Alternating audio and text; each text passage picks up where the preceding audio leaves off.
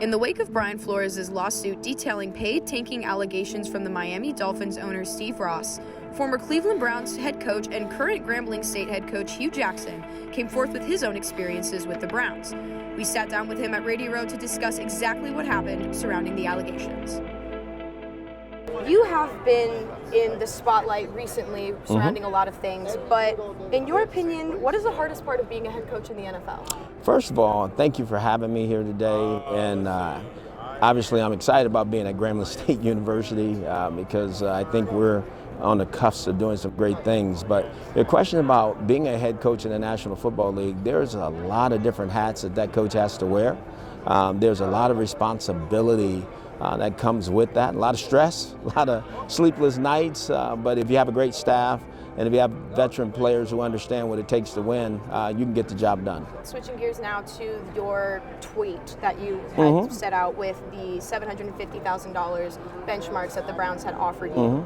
Why did you wait until Brian Flores had gone public with his lawsuit to then come forth on Twitter with your experience? Let me say this. I tried several times to come forward. Nobody wanted to listen. So this isn't the first time. I did that in 2016. I went to the National Football League and mentioned that there were some things that I thought were not right. So that's documented. That's known.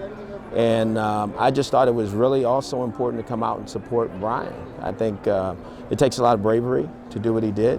I tried to do it, and I did it by myself, and there was nobody helping me through it. So I thought me supporting him and showing that I would be there for him was important. When you had your situation where you approached the league, how come you did not turn to the media in the way that Brian has now? Well, because I tried to do everything the right way.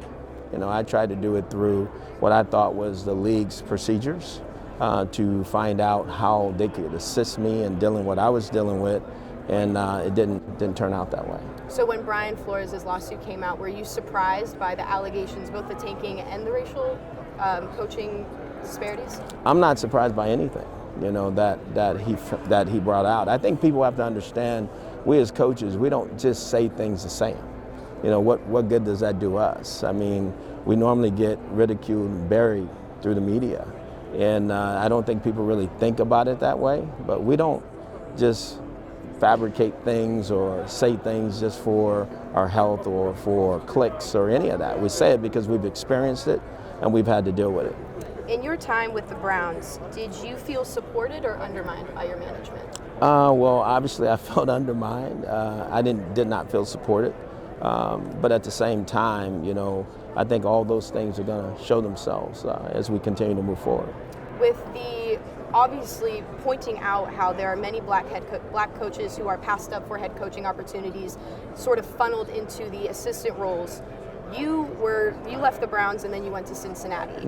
How did your experience change once you had stepped down a position from the head to one of the more assistant roles? Well, that was hard. I mean, that's what the problem has been for minority coaches.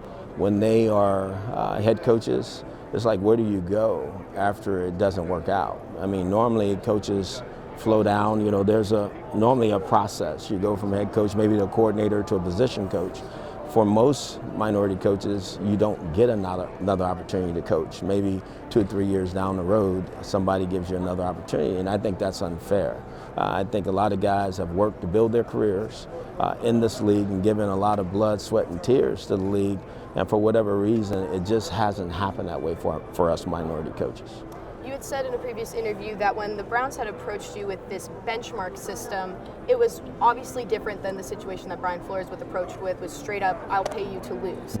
Had the situation been different and that was how the Browns had approached you, would your decision-making process have changed? No, because it would have been, why? Why are you offering me this?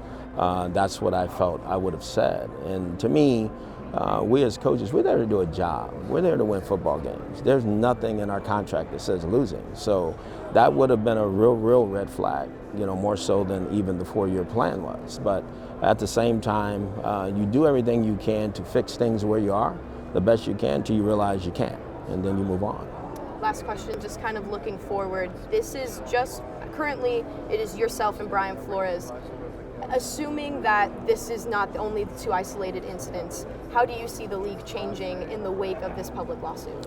Well, I would hope they do. I hope they change in the fact that we need to get better markers, per se, so that we look at what's going on inside the league. I've made several recommendations to the league.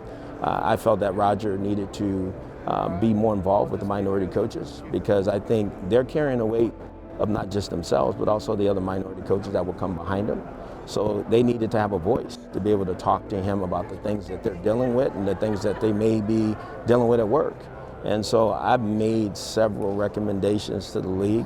I think it's so important that now, that this has been in the spotlight, that the league really goes back and see what they can do and do it better, because this shouldn't happen. For Brian Flores to feel like his career could be over, for me to have gone through that same experience in the National Football League, to me that says it all, and it shouldn't be that way. Awesome. Hue Jackson, thank you so much for your time. Back to you guys.